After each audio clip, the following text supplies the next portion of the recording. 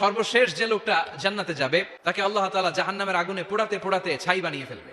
আল্লাহ বলবেন, জিব্রাইল যাও একটু দেখো একটা মাত্র সেজদা দিয়েছে আমাকে, এরকম কাউরে পাওয়া যায় কিনা। খুঁজে খুঁজে কাউরে পাবে না। আল্লাহ বললেন আবার দেখো, খুঁজে খুঁজে একজনকে পাবে, সামান্য ইমানের ছিটে ফোঁটা তার অন্তরে ছিল।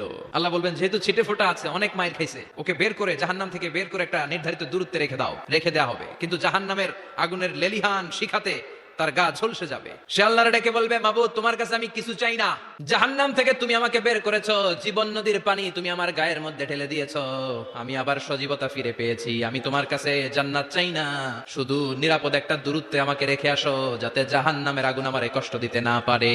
আল্লাহ জিব্রাইলকে বলবেন যাও এমন দূরত্বে রাখো যাতে জাহান্নামের আগুন ওরে কষ্ট না দেয়। রেখে আসা হবে। অনেকদিন সে ওখানে আনন্দে থাকবে, আল্লাহ শুকরিয়া করবে, সে মনে মনে বলবে বেঁচে গিয়েছি আমি। অনেকদিন থাকার পরে মনে মনে ভাববে বাইসা তো গেছি, কিন্তু নতুন করে একটু ট্রাই করে দেখি। আল্লাহ আগেই বলে রাখে আমি কিন্তু জান্নাতে যেতে চাই না। আল্লাহ বলবেন কি চাও? সে বলবে আল্লাহ তোমার জান্নাতটা তুমি কত সুন্দর করে বানিয়েছো, আমি একটা নজর শুধু দেখতে চাই, জান্নাতের দরজার সামনে নিয়ে যদি আমারে বসিয়ে রাখো দ্যাটস ইনাফ। আল্লাহ বললেন তুই না ওয়াদা করেছিস। সে বলবে আল্লাহ আমারে হতভাগা বানাইয়া তোমার কি লাভ? সুবহানাল্লাহ পড়ে, আমারে তুমি হতভাগা বানিও না। আল্লাহ বলে ঠিক আছে, আবার সিগনেচার কর যে জান্নাতের দরজার সামনে বসিয়ে দিলে আর কিছু চাবি না। সে সিগনেচার করে বলে আমি চাবো না। আল্লাহ বললেন জিব্রাইল বেচারারে ধরে জান্নাতের গেটের সামনে বসায় দে, এবার জান্নাতের গেটের সামনে বসে বসে জান্নাতের সৌন্দর্য দেখা শুরু করবে। সুবহানাল্লাহ। ওই হতভাগা লোকটা বলবে আল্লাহ এত সুন্দর জান্নাত তুমি বানালাম, চোখ দিয়ে সৌন্দর্য দেখি, কান দিয়ে আওয়াজগুলো শুনি, হুর আর গেলমান হেঁটে বেড়ায়, এত সুন্দর জান্নাত চোখ দিয়ে দেখি ঢুকতে পারি না, আমারে কষ্ট দিয়ে তোমার কি লাভ?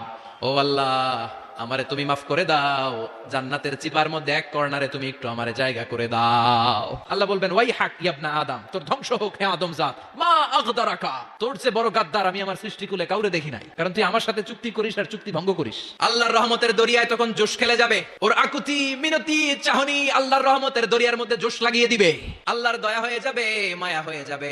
আল্লাহ বলবেন ঠিক আছে জান্নাতে যা। লোকটা এবার এক দৌড়ে জান্নাতের ভিতরে ঢুকে যাবে। লোকটার দৌড় দেখে আবার লোকটারে আল্লাহ ডেকে বলবে একটু দাঁড়া, জান্নাত তো দিছি, তো দৌড় দিলি কেন? সুবহানাল্লাহ কইবেন না? লোকটি বলবে আল্লাহ প্ল্যান তো আমি কম করি নাই, এত চেষ্টার ফলে আমি আসতে পারছি, আবার যদি তুমি বাইর করে দাও, এই জন্য এক দৌড়ে এমন চিপার মধ্যে লুকামো যাতে তুমি আমার না দেখো। আবার আল্লাহর রহমতের দরিয়ায় জোশ খেলে যাবে। আল্লাহ কাছে ডাকবে, কাছে আয়, ও গোলাম তোর কি মনে চায় আমারে বল, আজকে তুই চাইতে থাক, আমি দিতে দিতে তোর মনের সব আশা পূরণ করে দেব।